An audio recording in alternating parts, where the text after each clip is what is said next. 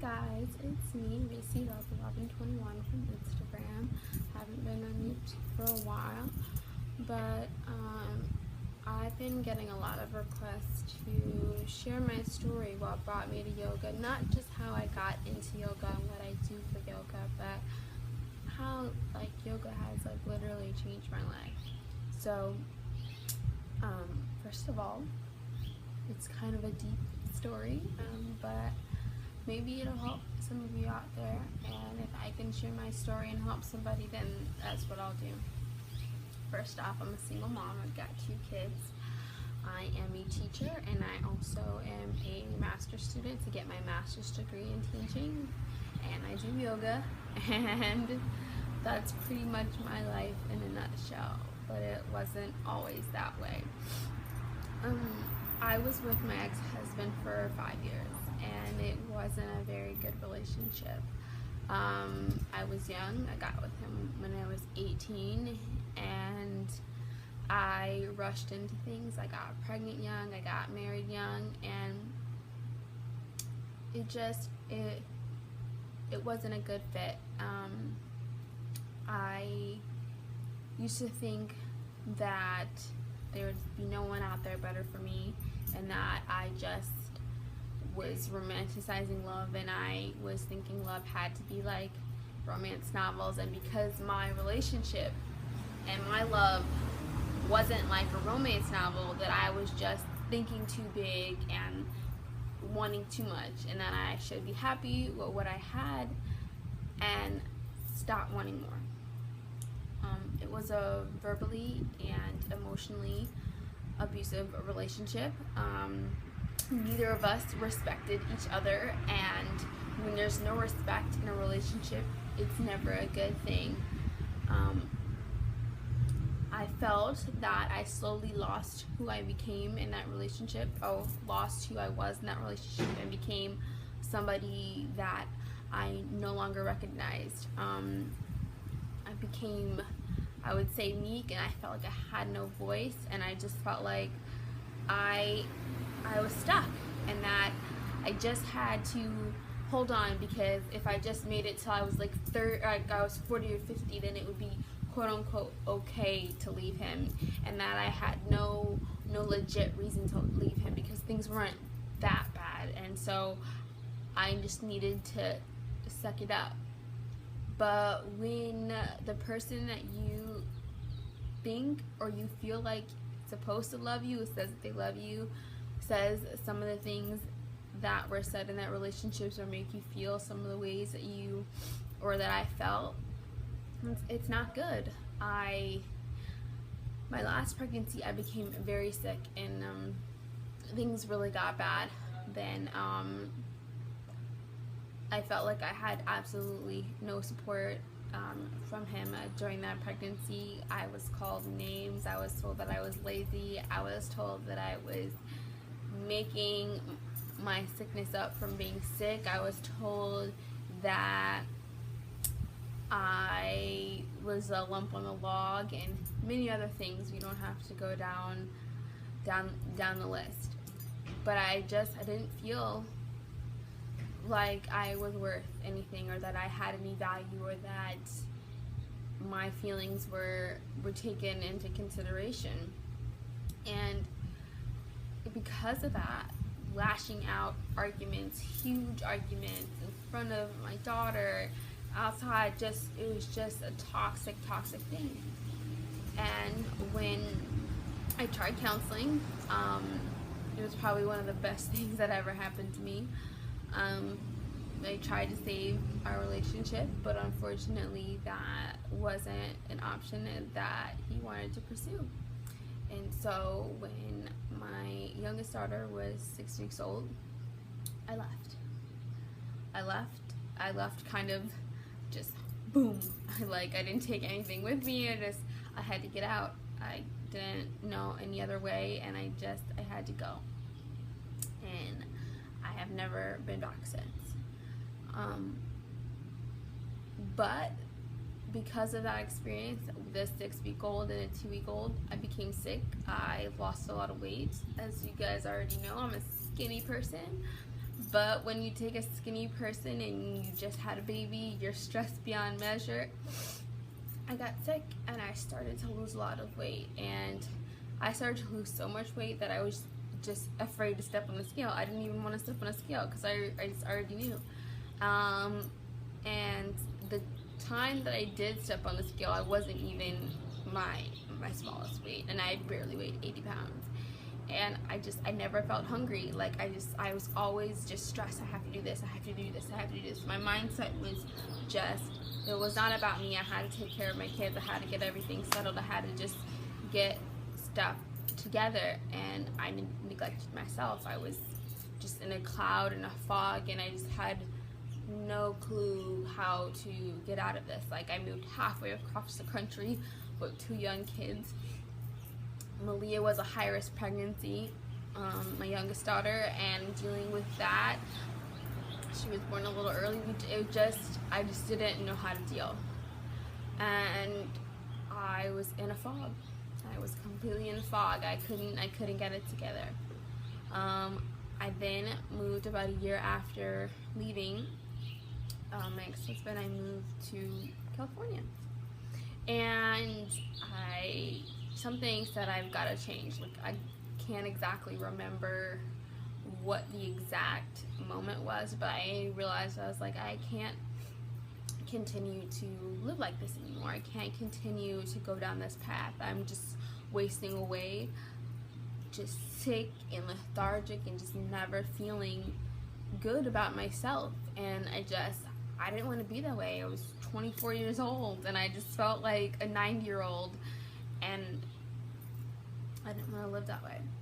So I decided to get healthy, and I was like, I gotta gain weight. And that was where my journey first started, was trying to gain back the weight that I lost, because the look of my physical body just, it shamed me a bit, because I just looked so gaunt and wasted away, and I wanted to start to change. And so I wanted my outside to start matching my inside, but I knew I wasn't a gym person. I had tried to go into the gym and tried lifting weights, and it never held my attention long enough for me to keep doing it. And a friend of mine who I went to high school and college with in Hawaii, I had saw some of her pictures doing yoga over the years, and something said to me, hey, let's try that. That looks interesting. And so for me, actually, yoga started off as just a physical way to work out, to get healthy. And then as I started to doing yoga, and I started doing yoga every day, and then I changed my diet, I started eating healthier, started eating less processed foods, and started to finally feel hungry, to finally start filling out my clothes, and finally felt this little bit of confidence and stuff bubbling up in me, because I was taking care of myself finally. After all this time, Reese was being taken care of by her own self, not by anyone else. I just started feeling this confidence in myself bubble up, and that's when I started taking the other aspects of yoga much more seriously. I started learning about breathing and breath, and when I did, not only did my yoga practice get better, just my life and outlook in general. As I was harboring so much hate and so much anger. I was angry every day, not just at my ex, but just at life and how things were going, and the hand that I was dealt with, and the fact that I felt like I couldn't get myself together quick enough, and that I was just just not doing it, not getting it together, and I felt like a failure. But then I started realizing I can't harbor this hate all the time. It doesn't feel good. It doesn't feel good. And I was like, that actually isn't me. Just because I've been angry and upset for so many years doesn't mean that it's actually ever was me. And then I started writing in my journal again. I started talking to people, telling them about my story. I started taking things more serious, like my yoga practice. I got back into school for a master's degree, just trying to describe my life by the horns and pull myself up, because I was still blaming him for things that he no longer had control over. You know, half a country separated us, and yet I was still so angry.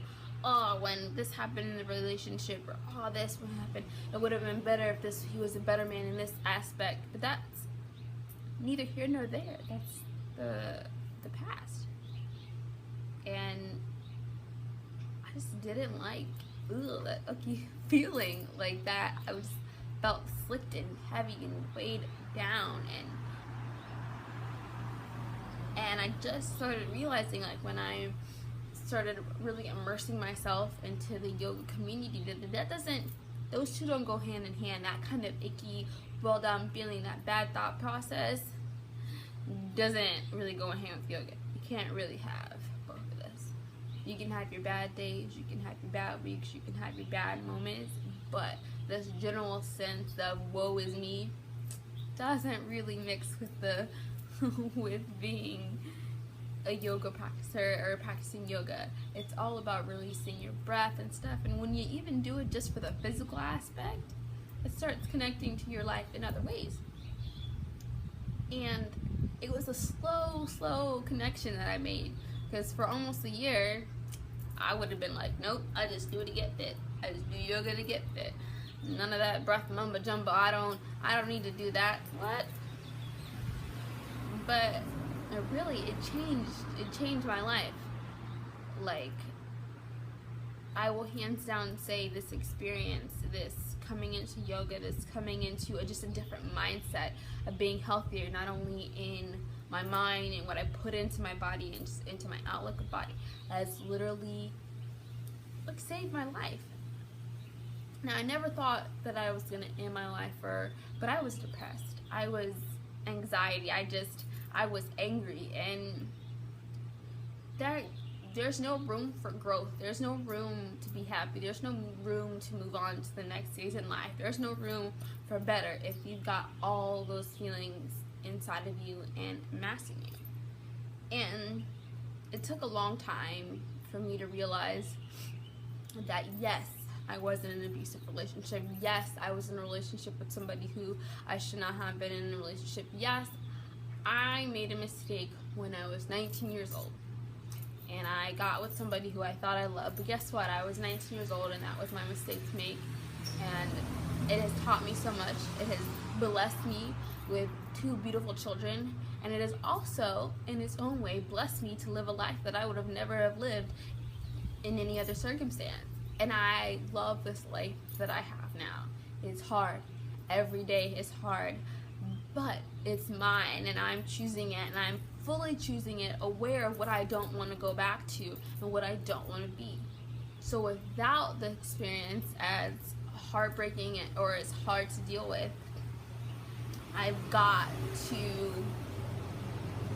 realize the bigger picture. In hard moments and in bad days, I'm still like, ugh, or gosh darn, or I want to shake somebody or something. Like, could somebody have slapped some sense into me? But at the end of the day, it is what it is, and I don't have to hurt. I don't have to look over my shoulder. I don't have to feel like I've got to answer to anybody but me. And I have to constantly choose to be happy. And I finally found what I want to do. I had so many career goals or what I wanted to do, been all across the map, but helping people and teaching people is it. When I stepped foot into my first elementary school classroom, scared out of my mind. Whew. And those kids they're my heart now, but they weren't so nice. I had a kid on the first day tell me that he hated me. Now I was the worst teacher ever. I never even taught him. And I was like, well, thank you very much for your opinion. You can have it. As long as you respect me, then we won't have a problem. You're safe to your own opinion. But that right there, at first I was upset, and I was like, that doesn't make me not want to teach you. It just means that, well, we'll have to work harder.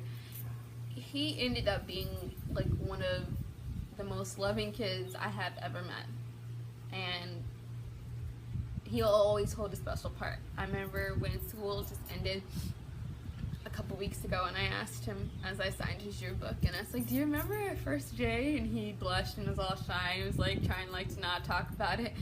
He's like, I don't feel that way now. And I'm like, I know, but do you remember? And he's like, yeah. Teaching people, like, not just like just teaching, just, and not just me imparting what I know on somebody, but teaching in the way that I learn from them and they learn from me is what I felt I felt that I've been meant to do.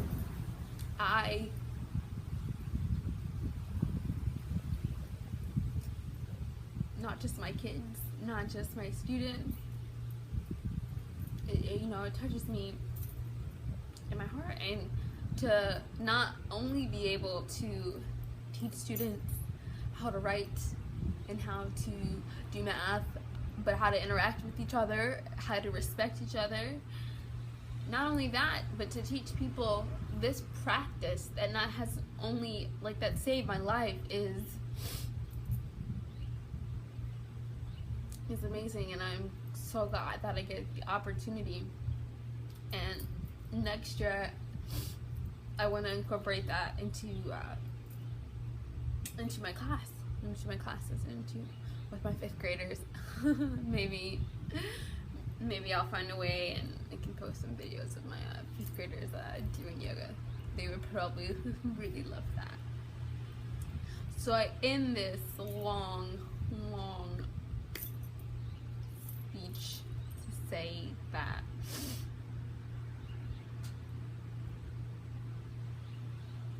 thank you for all your support, and I want to let people know that as much as everybody says it, you're not alone. Like, my story is one in a million, sadly not unique, but at the same time it's special and unique to me, and that I want others to know that it is not always bad, and something that you think probably was like the worst mistake ever of your life, it doesn't have to end up like that. It can be a blessing. And being a divorced mother of 2 at 26 sounds kind of bad on paper, but at the same time I'm like, yeah, that's who I am. It's not all of who I am, but I'm gonna own up to it. That's part of what makes Reese. And I want to thank all of you for sharing in my yoga journey from the very beginning, and I hope you guys stay with me for a long time. And for those of you just joining me, welcome. Hi, nice to meet you. Email me or something. If I don't email back, I'm sorry, because I do have 2 kids and a job, and I'm in school, but I will try. That's it. So thank you all, and if you have any further questions for me, or you want to talk and share your story, then email me or comment below. Hit me up on my website, all that good jazz. And now it's summer break, so I can start making more videos. Thank you all. You have a great day. Bye.